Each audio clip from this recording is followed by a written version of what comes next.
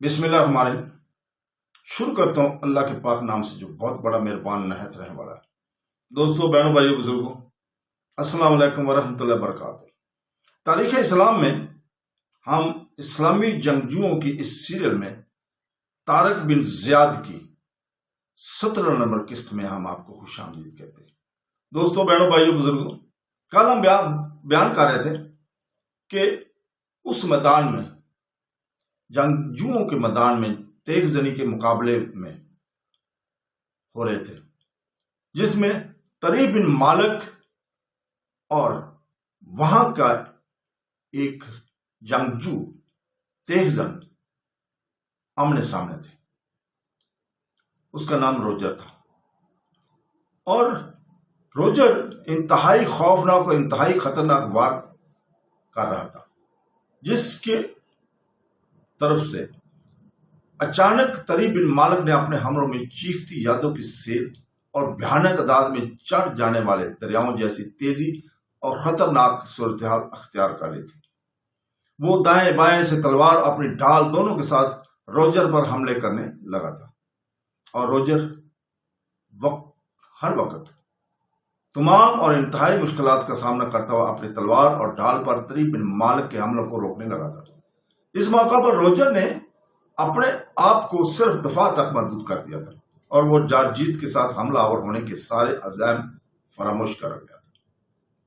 پھر تھوڑی دیر بعد اس کی حالت اور زیادہ خراب ہو گئی تھی، اس لیے کہ طریف بن مالک نے اپنے حملوں میں اور زیادہ تیزی پیدا کر دی تھی۔ جب اس نے روجر کو الٹے پاؤں اپنے آگے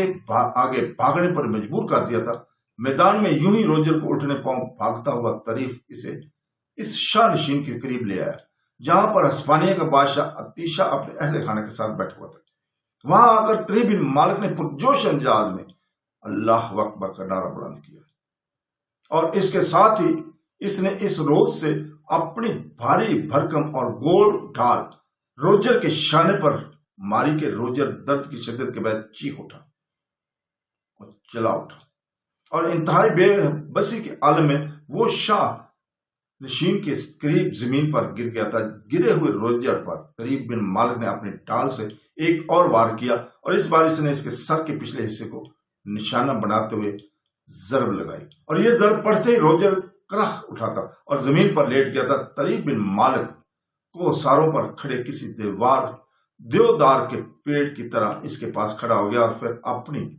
تلوار کی نوک اس کی گردن پر رکھتے ہوئے پر ہول آواز میں اسے مخاطب کرتے ہوئے کہا، اے روجر، مقابلہ شروع ہونے سے پہلے تو بڑھ چڑھ کر گفتگو کرتا تھا۔ میں نے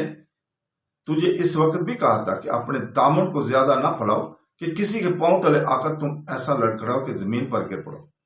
روجر اٹھ اور میرے ساتھ پھر مقابلہ کر، اور اگر تجھ میں مقابلہ کر کے صلاحیت نہیں ہے تو پھر یہیں لیٹے لیٹے اپنے ہاتھ تسلیم کر لے۔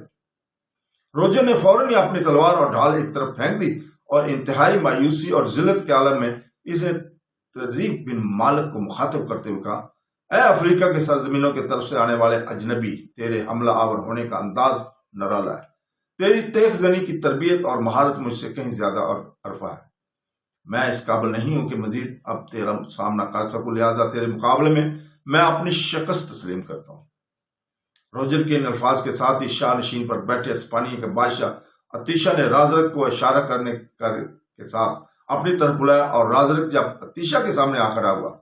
تب اتیشہ اسے مخاطب کرتے ہوئے کہا، اے رازرک، تو واقعی ایک نایاب تیغ زن کو موت کے اس میدان میں لایا۔ سبتا کے حاکم میرے داماد اور فلورنڈا کے باپ کاؤنٹ جولین نے اپنے خط میں یوں ہی اس نوجوان کی تعریف نہیں کی تھی۔ اس نے ضرور اسے کہیں تیغ زنی کا مقابلہ کرتے ہوئے دیکھا ہوگا، تبھی اس نے اس نوجوان کی تعریف کی۔ اور اے رازرک، تو دیکھتا ہے کہ موت کے اس میدان میں دوم آنے والے روجر کو اس طریف بن مالک نے لمحوں کے اندر اپنے سامنے زیر کر کے رکھ دیا ہے۔ اور اے رازرک، یہ بھی سنو، میرا دل کہتا ہے کہ یہ طریف بن مالک نام کا نوجوان موت کے اس میدان میں اول آنے والے نوجوان رومیر کو بھی اپنے سامنے مغلوب کر کے رکھ دے گا۔ اس موقع پر اتیشہ کی بیٹی اکلیما نے اپنے باپ اتیشہ کو مخاطب کرتے ہوئے کہا، اور کسی قدر خفگی اور برہمی کا اظہار کرتے ہوئے کہا، اے میرے باپ، یہ کبھی نہیں ہو سکتا کہ یہ اجنبی بربر موت کے اس میدان میں رومیر کو اپنے سامنے زیر اور مغلوب کر دے، یہ ممکن ہی نہیں۔ میں نہیں سب مانتی ہوں اس نوجوان کے روجر کو اپنے سامنے شکست دے دی ہے، لیکن مجھے یقین ہے کہ رومیر ضرور اس جوان کے سامنے ساتھ مقابلے میں فتح مند اور کامیاب رہے گا۔ اکلیمہ کی خاموش ہونے پر عطیشہ نے پھر رازرک کو مخاطب کرتے کہا، اے رازرک، دیکھو روجر ہار چکا ہے اور اپنی شکست بھی تسلیم کر چکا ہے۔ اسے تم میدان سے باہر چلے جانے کا حکم دو، جبکہ ظریف بن مالک کو یہاں میرے سامنے لاؤ تاکہ میں اسے اس فتح کی مبارکباد دے۔ عطیشہ کے اس حکم پر رازرک فوراً حرکت میں آیا۔ مقابلہ ہار جانے والے روجر کو اس نے میدان سے باہر نکال دیا، جبکہ طری بن مالک کو پکڑ کر وہ آگے لایا اور شاہ نشین کے سامنے کھڑا کر دیا، تخت کے سامنے کھڑا کر دیا جس کے اوپر بادشاہ بیٹھا ہوا تھا۔ اس موقع پر اسپانیہ کے بادشاہ عطیشہ نے طری بن مالک کو مخاطب کرتے ہوئے کہا، اے افریقہ کی سرزمین کے بے مثال تیغ، میں نے تجھ سے جو امیدیں وابستہ کی تھی انہیں تو نے یقیناً پورا کر کے رکھ دیا ہے۔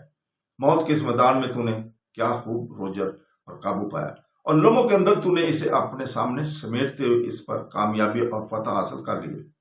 اب تو مجھے یہ بتا کہ موت کے اس میدان میں ہمیشہ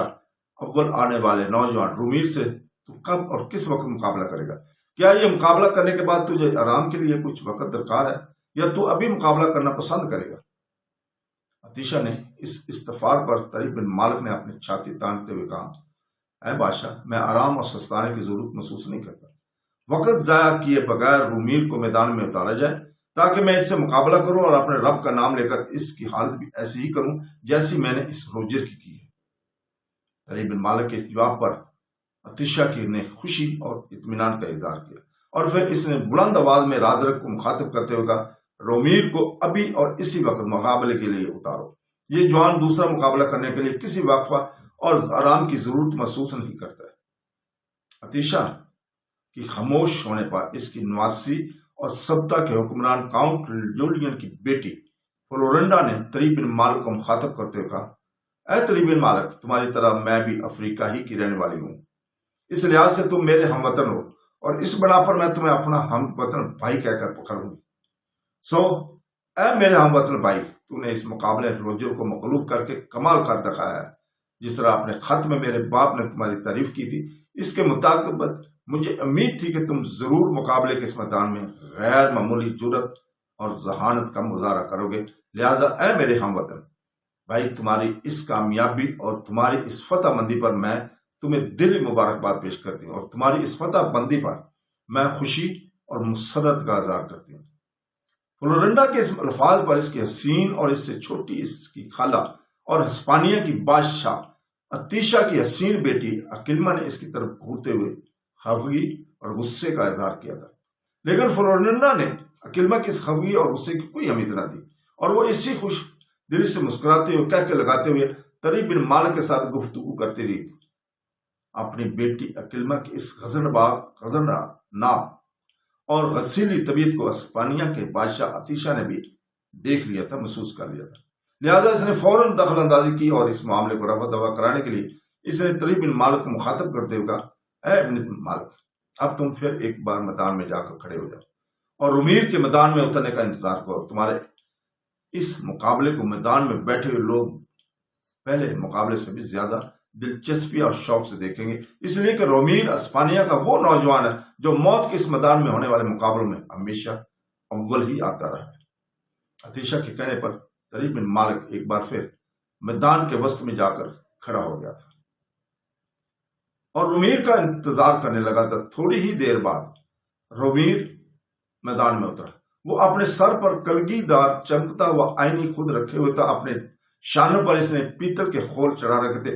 بازوؤں پر آئینی جوشن تھے، بائیں ہاتھ میں مستطیل ڈھال اور دائیں ہاتھ میں سیدھی تلوار تھی۔ تیز تیز چلتا ہوا طری بن مالک کے سامنے آیا اور اسے مخاطب کر کے کہنے لگا،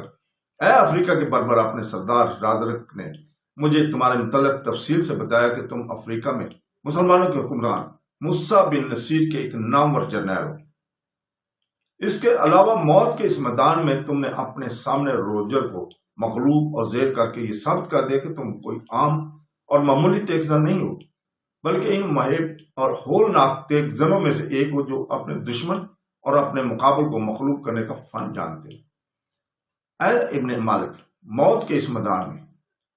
ہونے والے مقابلے میں آج تک میں ہمیشہ غالب اور فتح مند رہا ہوں۔ یوں تمہارے متعلق اس قدر تعارف حاصل کرنے کے بعد میں تم سے تمہارے متعلق مزید کوئی تفصیل جاننے کی کوشش نہ کروں،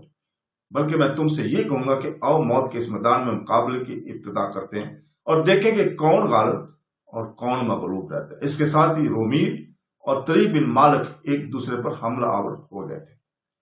تو دوستو اسی جگہ پہ رکتے ہیں، کل انشاءاللہ تعالی ہم 18 نمبر قسط یہیں سے شروع کریں گے۔ کل تک کے لیے اجازت، اللہ حافظ۔